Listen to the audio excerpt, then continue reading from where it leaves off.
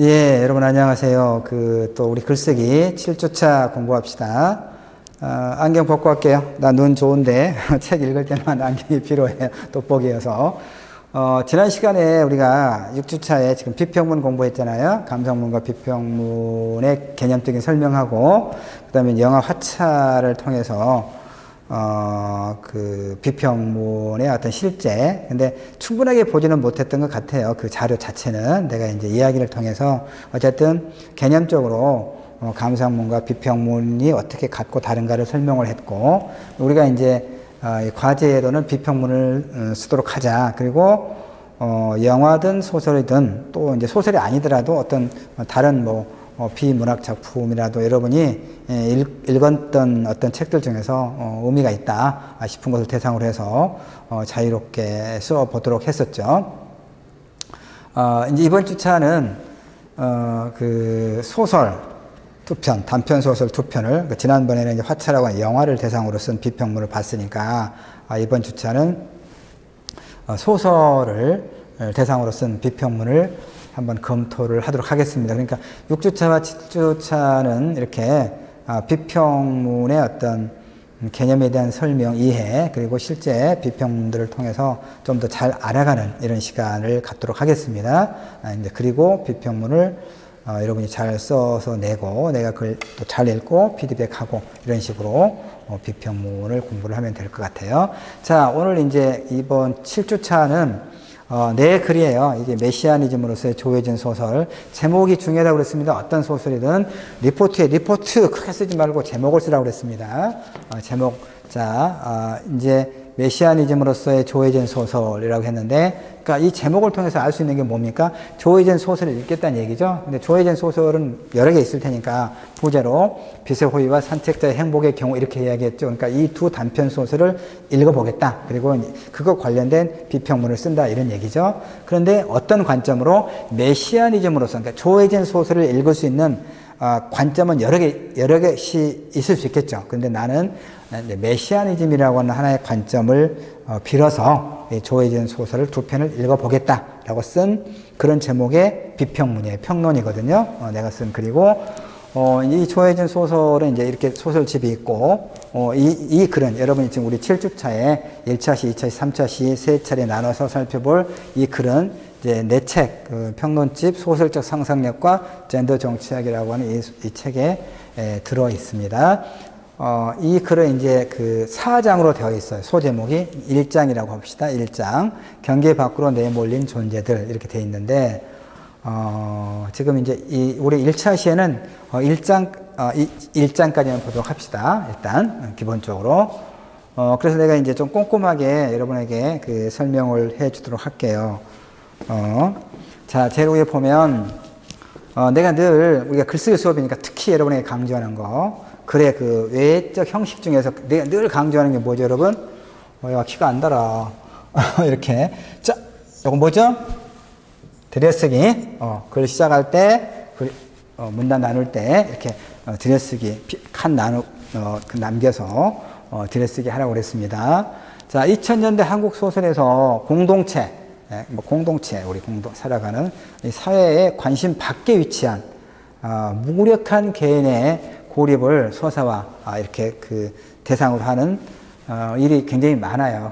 그러니까 이제 왜 그런가? 왜 한국의 현대 소설에서 공동체 혹은 사회의 관심 밖에 위치한 개인의 고립을 이야기하는 그런 소설이 많은가? 그러면 그것은 문학은 일정하게 현실을 반영한단 말이에요. 그런 전제에서 이걸 이해를 한다면 결국은 자 누구나 예외 없이 예외가 누구나 예외 없다고 하면 좀 그럴 거예요. 예외 있는 사람이 있을 거예요. 아주 돈이 많은 사람은 괜찮을지 모르겠어요. 아주 많은. 서울에 가면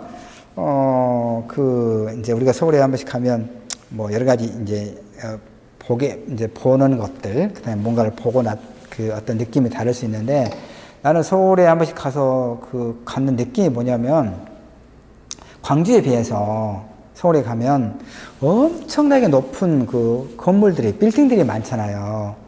높기도 하고 넓기도 하고. 그러니까 그런 건물들, 빌딩들을 바라보면, 내가 아주 그 작아지는 느낌, 그런 느낌이 항상 있더라고요. 그러니까 이제 건축에서 그 휴먼 스케일이라고 하는 게 있어요, 여러분. 휴먼, 인간적인, 그러니까 어떤 그 스케일이니까 규모를 말하겠죠. 그러니까 인간적인 어떤 척도, 건축에서.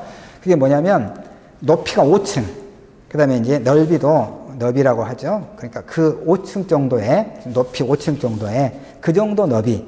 이것을 그런 건축을 휴먼 스케일이라고 해요. 그러니까, 왜냐하면 5층 건물은 한눈에 1, 3, 4층, 1, 2, 3, 4, 5를 한눈에 우리가 파악할 수 있잖아요. 그런 것들. 근데, 내가, 요즘에 광주도 굉장히 높은 아파트들이 많이 생겼어요. 45층까지. 내가 첨단 이지구 사는데, 우리 집 건너편에도 나도 강가에 사는데, 강 건너편에 45층 아파트들이 들어섰더라고요. 두암지구도 그렇고, 이렇게 요즘에 그런 게 좀 많이 생기던데, 서울에 가면 이거 아무것도 아닌 거죠. 훨씬 더 높은지는 모르겠는데, 하여튼 그 정도 뭐 높이 이상의 그 높이와 너비의 건물들을 보면 어떤 위압감, 우리를 압도하죠. 늘 그런 생각이 들더라고요. 그러니까 그런 건물을 가지고 있는 사람은 여기 해당 안 된다, 이런 얘기입니다. 길게 설명했는데 쓸데없는 걸로. 자, 어쨌든. 자, 한국 소설에서, 이런 이야기를 많이 하더라. 왜? 현실의 반영이라고 그랬으니까 당연하게 문장이 그렇게 넘어가는 거예요. 누구나 예외 없이 사회적 관계라고 하는 것이 자본주의적 관계에 족쇄에 묶여 있더라 라고 하는 거죠. 그러니까 지난 시간에 이야기했던 거 있잖아요. 우리는 정말 예외 없이 자본의 논리에 포획되어 있다고 그랬잖아요. 포획. 갇혀 있다는 이야기에 그물 안에 갇혀 있어. 그러니까 눈 떠서 눈 감을 때까지, 태어나서 죽을 때까지. 자, 여러분 어디서 여러분 고향이 어디예요? 여러분, 나는 그 광주시 동구 계림동이거든요. 여러분은 어디예요, 고향이? 그러니까 여러분은 이제 뭐 예를 들어 광주라든가 뭐 목포라든가 여수라든가 이게 고향인가요? 아니에요. 산부인과. 여러분의 고향은 무슨 산부인과 이런 거죠. 죽을 때는 우리가 그러니까 나는 산부인과 태어난 게 아니죠. 집에서 태어난 거예요. 그러니까 기름동이라고 말할 수 있는데 여러분은 무슨 산부인과, 이제 어떤 병원이 여러분 고향이란 말이에요. 우리가 죽을 때는 어떻게 하나요? 어떤 장례식장. 그러죠. 이 자본의 논리 속에서 아침부터 저녁까지, 그 다음에 태어나서 죽을 때까지 이 자본의 논리 속에 어찌 보면 갇혀있다라고 이렇게 이야기할 수도 있거든요. 그러니까 한국 현대 소설들이 바로 그런 것들을, 그러니까 지난주에 우리가 영화 화차를 읽을 때 뭐 신자유주의다 이런 얘기 했잖아요. 같은 맥락이에요. 같은 맥락인데, 물론 이제 이렇게 생각할 수도 있겠어요. 어떤 친구들은.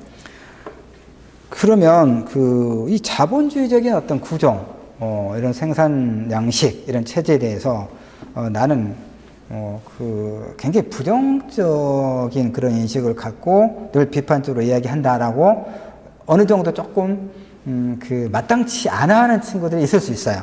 그 수업평가 끝나면, 여러분이 뭐라고 써놓잖아요. 지난주에 내가, 말했죠. 우리 1차시 OT 할 때, 지난 학기에, 글쓰기 교수 수평가가 4.5, 한국문학 같은 경우 4.6, 이랬을 거예요. 그러니까 이제 뭐 좋은 편이고, 그 다음에 좋은 문장들 많이 썼는데, 친구들이 한 명 정도 꼭 그런 게 있어요. 교수님이 너무 정치적으로 편향됐다. 그런데 이건 편향된 게 아니고, 내가 정치적으로 편향돼서, 우리 학생들하고 어떤 이야기를 나누는 거 아니에요. 네, 그걸 극도로 조심해요. 나의 어떤 뚜렷한 가치관은 당연히 있지만, 우리 학생들하고 이제 내가 갖고 있는 어떤 생각이나 신념을 일방적으로 주입하려고 하고 그런 건 절대 아니고, 그냥 가급적 객관적으로 우리가 자본주의가 갖고 있는 어떤 효율성, 당연히 장점이 있어요. 그러나 이제 사실은 부정적인 면이 더 상당해요. 그래서, 이제 나뿐만이 그런 게 아니라 작가나 학자들의 대부분이 이 자본주의가 가지고 있는 높은 어떤 효율성, 생산성은 그대로 장점으로 볼 수 있지만 사실은 그것 때문에 엄청난 경쟁이 치열하고 그 경쟁에서 낙오되는 사람들이 많이 있고, 바로 이것 때문에 여러 가지 어떤 범죄라든가 이런 그렇게 별로 바람직하지 않은 어떤 환경이 생성된다. 이런 것에 초점을 맞추고 있는 거니까 여러분이 그런 점을 그렇게 오해하지 말고 내 이야기를 이렇게 받아들이면 좋겠어요. 바로 이거죠. 자, 다시. 이렇게 어떤 자본주의적 관계 족쇄에 묶여 있다는 거죠. 대부분의 사람들이 그래요. 예.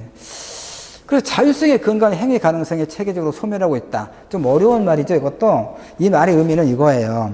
풀었으면, 자, 이거 보세요. 자율성에 근거한 행위 가능성이 체계적으로 소멸하고 있는 것과 무관하지 않은 현상이다. 그 말이죠. 그러면 자율성에 근거한 행위 가능성은 뭐냐? 자율성. 여러분 그 영화를, 요즘에 코로나 바이러스 때문에 영화관에 영화 보러 가지 못하죠. 나도 그 넷플릭스 참 영화를, 드라마도 할 일 없으면 그 하루 종일 그거 보겠던데 너무 힘들던데, 그 넷플릭스로 영화를, 이제 보게 되고 그러잖아요. 근데 영화를 선택할 때, 어떻게 선택하나요, 여러분? 음악을 또 여러분 좋아하잖아요. 음원을 이렇게 구입을 할 때, 영화관을 이제 그 영화를 선택할 때, 내가 비용을 지불하잖아요. 그러니까 내가 선택하겠죠? 내가 이제 평소에 좋아하는 어떤 취향이라든가 또는 어떤 다른 사람들의 평가를 참고해서 선택을 할 텐데, 그러면 내가 자율적으로 그걸 선택하나요? 우리는 자율적으로 선택하는 것처럼 착각한다는 얘기예요. 그럼 왜 그러냐? 이미 그건 그 독일의 프랑크푸르트 학파의 아도르노라든가 베냐민이라든가 이런 그 이론가들이 했던 말이에요. 그러니까 대중문화. 자, 대중문화라고 하는 것은 이렇게 영화나 음악 같은 대중문화라고 하면 우리 대중들이 자발적으로 이를테면 자발적으로 수용을 해서 향유하는 그런 문화라고 하는 일정하게 긍정적인 어떤 함의가 들어있다고 보는 거예요. 아도르노나 이런 사람들은. 그러니까 그 사람들은 대중문화라는 말을 안 써요. 대신에 뭘 쓰냐? 문화산업. 즉 이런 얘기입니다. 이 말의 의미는 내가 여러 영화 중에서 내가 보고 싶은 영화를 내가 선택을 한다. 그러니까 그건 내 자율적인 선택이다라고 우리는 착각하기 쉽지만 냉정하게 보면 이거잖아요.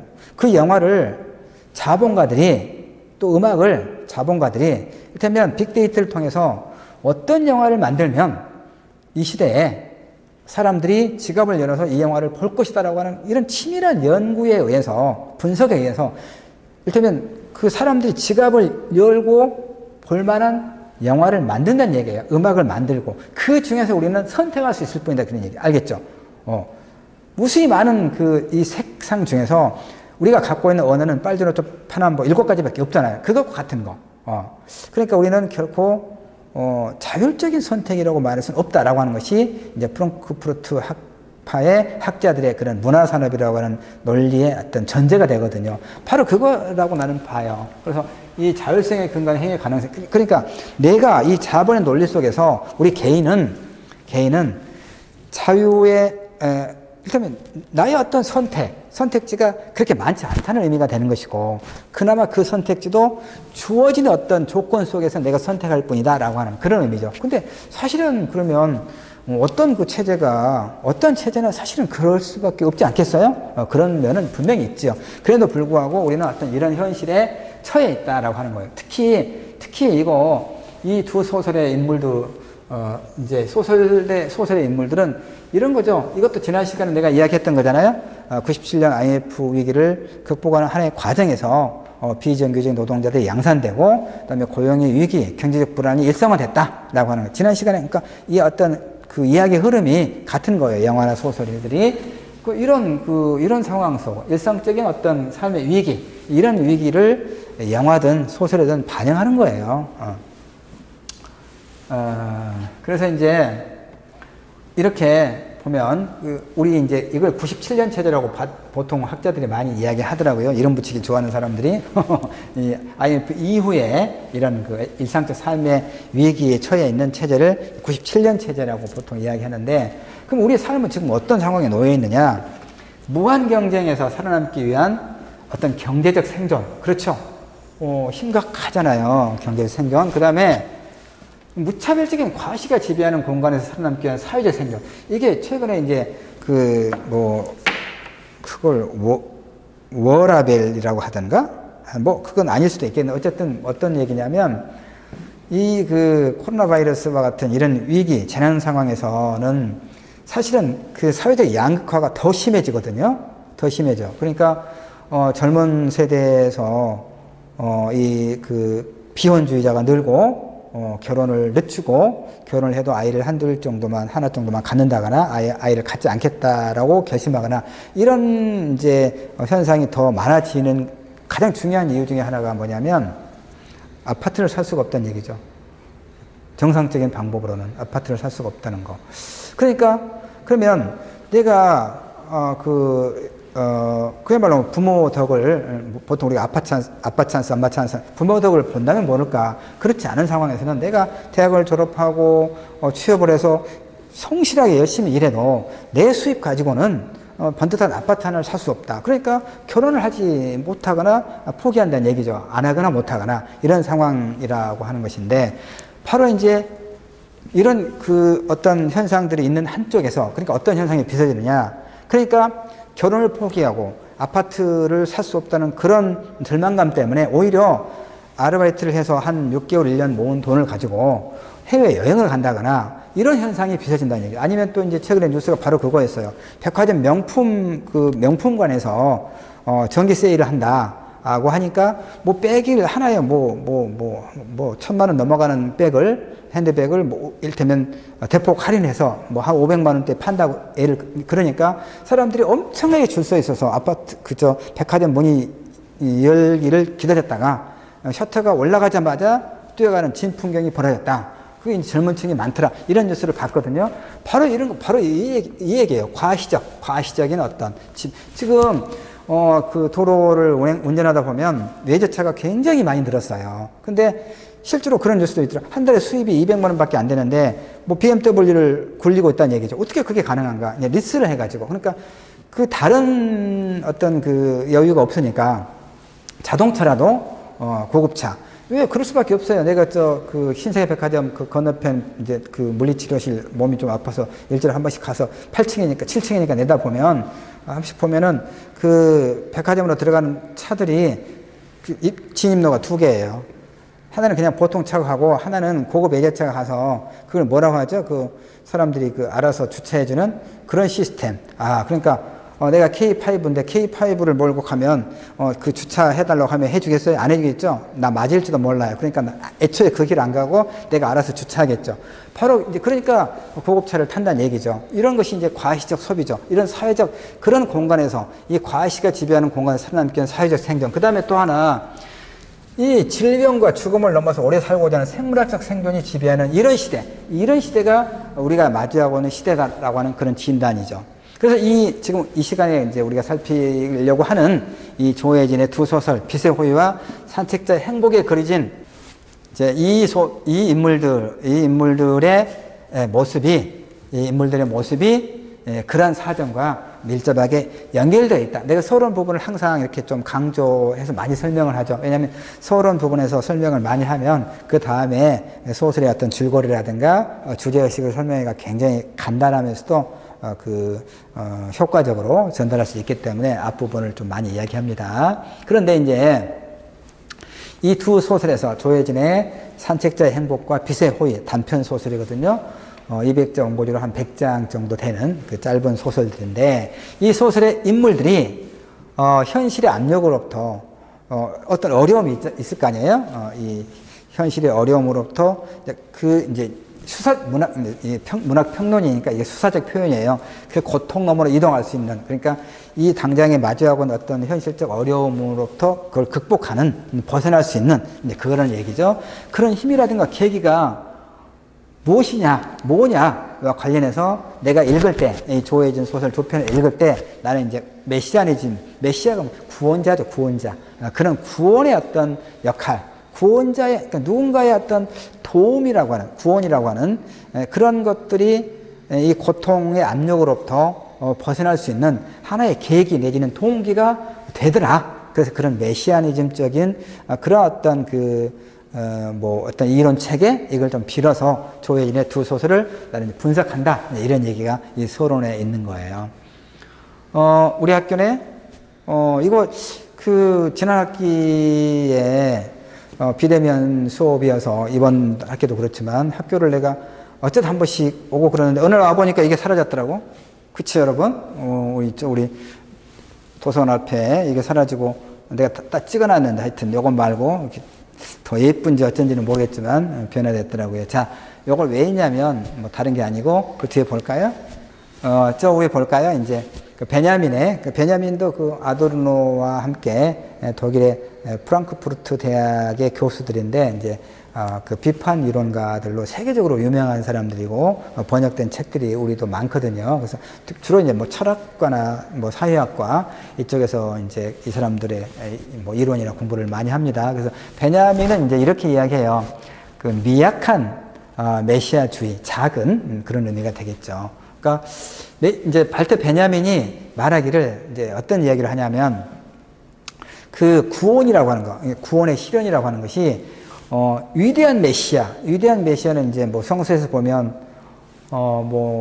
예수 그리스도를 이야기할까요? 하여튼 뭐 그런 그다음에 또 이제 보면 우리 역사를 한번 이렇게 거슬러 보면 임진왜란 그러면 여러분 누가 머릿속에 이미지로 떠오르나요? 충무공, 이순신 장군 이런 거잖아요. 워낙 여러 가지 그 담론으로 이순신 장군이 어찌 보면 이렇게 뭐 호명되는 경우가 많기 때문에 물론 이제 이순신 장군이 그 상당한 어떤 그 준비와 그 대응을 통해서 아주 우리에게 그 의미 있는 그런 이제 어떤 결과를 보여준 건 분명하죠. 그럼에도 불구하고 임진왜란 때 이순신 장군만 있었던 거 아니죠. 이순신 장군 휘하에 그 숱한 백성들, 그야말로 평민들이 그 이순신 장군의 지휘를 받아서 외적을 물리치다가 엄청나게 많이 죽고 그랬잖아요. 그 이름 없는, 우리가 보통 이름 없는 사람들이라고 하는데 바로 그런 거. 그러니까 이 베냐민이 말하기를 예수 그리스도나 충무공 이순신 장군과 같은 이런 소위 위대한 메시아라고 하는 강한 인물에 의해서가 아니라 이 구원이라고 하는 것이, 물론 그들의 역할을 뭐 과소평가하거나 아니다라고 부정하는 건 아니지만 많은 경우에 그런 위대한 메시아라고 하는 강한 인물이 아니라 사소하고 미약한 그런 인물들을 중심으로 역사 안에서 전개된다 이렇게 이야기해요. 그러니까 사실 역사로 움직이는 이런 내가 지금 시를 다 외우고 있지는 못한데 이제 기회 되면 내가 보여줄게요. 이를테면 그 시 중에 그런 것이 있죠. 만리장성은 누가 쌓았던가? 만리장성 그러면 또 아까 그 임진왜란 그러면 이순신 장군이 머리에 떠오르듯이 만리장성 그러면 진시황이 떠오를 뿐이죠. 이 만리장성을 진시황이 세웠어요? 아니죠. 중국의 그 수많은 백성들이 그 무거운 돌덩어리를 산 봉우리까지 올라가서 축조하느라고 그 돌무더기에 깔려서 죽기도 하고 그랬을 거 아니에요. 그 숱한 노동자, 농민들의 백성들의 피와 땀으로 만들어진 것이 만리장성이죠. 바로 그런 것들. 그러니까 역사를 누가 만들어 가느냐와 관련해서 베냐민은 그런 얘기를 하고 있는 거예요. 같은 맥락에서 물론 이제 베냐민은 카프카 소설을 분석하면서 이런 얘기를 하고 있어요. 그래서 카프카 소설의 인물들에 대해서 그런 것처럼 약하고 그냥 볼품없는 그냥 보통의 우리 주변에 뭐 나처럼 이런